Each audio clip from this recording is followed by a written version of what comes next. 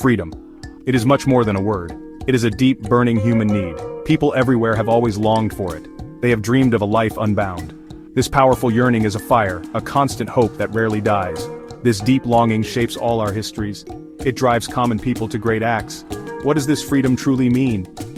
It is not just an absence of bars. It is about making real choices. It is about living with dignity. It means having your own voice. And that voice being heard by others. It means the power to shape your life and the destiny of your community. History is full of these stories. Ordinary people have risked everything. They faced danger for a taste of freedom. Their brave stories are often hidden. Official histories prefer kings and generals, but the people's struggle is the real story. Their courage is a lesson for us. We must remember their fight always. This essay will look at that long road. It is a hard and unfinished journey. Humanity's quest for true liberty. We must understand this vital struggle. It continues in our world today. Freedom's story is still being written by people just like you and me. The idea of freedom is very old. It began many long centuries ago. Thinkers in ancient Greece talked about it. They wondered what it meant to be free. Their new ideas were quite radical then. They questioned the power of rulers. They spoke of citizens having rights. But their freedom was not for everyone. Many people were left out of this. Slaves were not considered free people. Their lives belonged to their masters. Women often had very few rights. Foreigners were not seen as citizens. So, this early freedom was limited. It applied only to a select group. The powerful often defined who was free, but some people did not accept this. They fought back against their chains. Think of Spartacus in ancient Rome. He was a gladiator, a slave. He led a huge revolt of slaves. They did not write philosophy books. They fought and died for freedom. Their actions spoke louder than words. These early struggles were often crushed. Powerful empires struck back hard.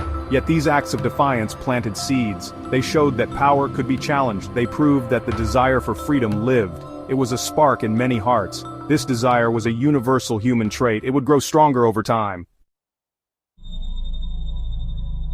Freedom is not just about outside forces. It is not only about laws or governments. It also lives inside our own minds. How we see ourselves is important. Do we believe we deserve to be free? This inner belief is very powerful. It can be a source of strength, or it can be a hidden prison. Oppression works in many cruel ways. It often tries to chain the mind. It tells people they are less worthy, that they do not deserve any freedom, that their place is to obey orders. This is a very effective form of control. If people believe they are inferior, they may not even try to resist. Psychologists study these human feelings. They talk about learned helplessness. When people feel they have no control, they might give up trying to change things, but they also study human resilience, the amazing strength of the human spirit. This spirit can fight back hard. It can overcome great obstacles. To be truly and completely free then, we must break these mental chains first. We must believe in our own human worth, and we must believe in others' worth too. This self-respect is a crucial step. It is the foundation of all liberation. Freedom begins with a free mind, a mind that rejects all inferiority. For many long and weary centuries, women were told what their place was. It was usually in the private home, not in voting, not in making laws. Their voices were mostly kept silent. Many societies enforced these strict roles. Men made the rules for everyone, and many women accepted this order, but some brave women did not accept it. They knew this was deeply unfair. They began to speak out boldly. They started to organize for change. They demanded their equal rights as citizens. They faced much ridicule and harsh scorn. They were called dangerous and unnatural. Their struggle was long and very hard. Think of the determined suffragettes. They marched bravely in the streets. They held protest signs high. They were sometimes arrested and jailed. They endured hunger strikes for their cause. They were called unladylike, even mad, but they refused to give up hope. Their persistence was truly remarkable. Their fight was for much more. It was not just about getting a vote, it was for full recognition, to be seen as complete human beings. It was a fight for their own voice, a voice in their own destiny, a voice in the future of society. Their victory changed the world slowly. Section 5, We Shall Overcome the Civil Rights Battle Cry. After slavery was declared ended, new, insidious chains were quickly forged. Jim Crow laws spread across the South. Segregation became the law of the land. Discrimination was a daily, bitter reality. Black Americans faced constant hardship. They were denied basic human rights. The promise of freedom felt hollow. Black Americans were told they were free, but they were not treated as equals. They faced terrible injustice everywhere, in schools, jobs, and public spaces. Violence and threats were always near. The system was designed to keep them down, to deny them power and opportunity. This was a betrayal of freedom's idea. Then the civil rights movement rose up. It was fueled by ordinary people, students, farmers, teachers, and preachers. They chose the path of nonviolence. They organized boycotts and sit-ins. They marched for justice and equality. Their courage inspired many people. They challenged a deeply unjust system. They faced brutal police dogs fearlessly. Water hoses could not stop them. Bombs and bullets did not break them. But they kept on marching forward. They sang powerful songs of freedom. "We Shall Overcome" was their anthem. Their brave actions changed a whole nation. They forced America to face its conscience. Section 6. Conscience Unbound. The fight for religious freedom. The freedom to believe as you wish, or the freedom not to believe. This is a most fundamental human right. Yet history is tragically filled with wars. Wars fought over different religious beliefs. Persecution was common for many centuries. People suffered for their private faith. This caused immense pain and division. People have been tortured and killed, simply for holding different beliefs, or for daring to question dominant faiths. Rulers often used established religion. They used it to control the people, to demand obedience and conformity. Dissent was seen as a dangerous threat. It was punished harshly by authorities. Think of Roger Williams in early America. He was a preacher in colonial times. He argued for a radical new idea, the separation of church and state. He said conscience should be free. He was banished for these brave thoughts. He founded a colony for religious tolerance. His ideas were slow to take root. True religious freedom means this clearly. No one should be forced to believe, and no one should be punished for their personal private beliefs, or for their lack of any belief. It is about individual human conscience. This freedom protects everyone's inner life. It allows for diversity in thought. Section 7. The weight of oppression, the will to resist. Oppression is not just bad fortune. It is not simply an accident of fate. It is almost always a system created by some people to benefit themselves and their group, and to harm and control other people. Understanding this system is crucial. It helps us see how to fight it.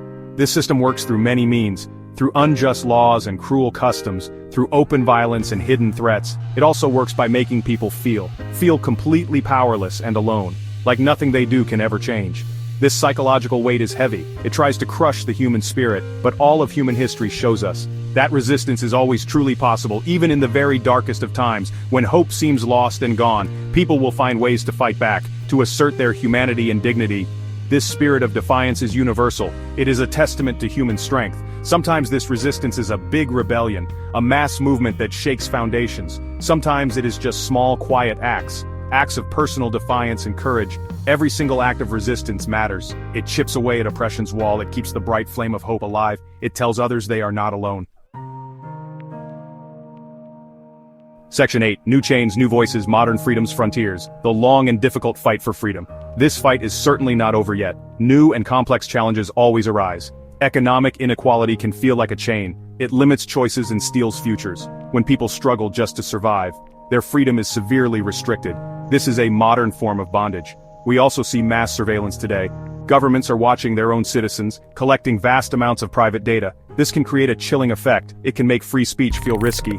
People may become afraid to dissent or to question those in high power. This is a subtle, new kind of chain. The internet once promised great freedom, a space for open voices and ideas, but it also brought new problems. Misinformation spreads like a wildfire. New tools for control have emerged. Online echo chambers can limit thought. We must be very aware of these dangers and use technology wisely for good. Yet new, strong voices are rising too. Young people are demanding real change. Marginalized communities are speaking out. They are fighting for a more just world, a world with more freedom for everyone. Their struggles are absolutely vital now. They carry the torch of past movements. Their energy brings new hope to us. Section 9.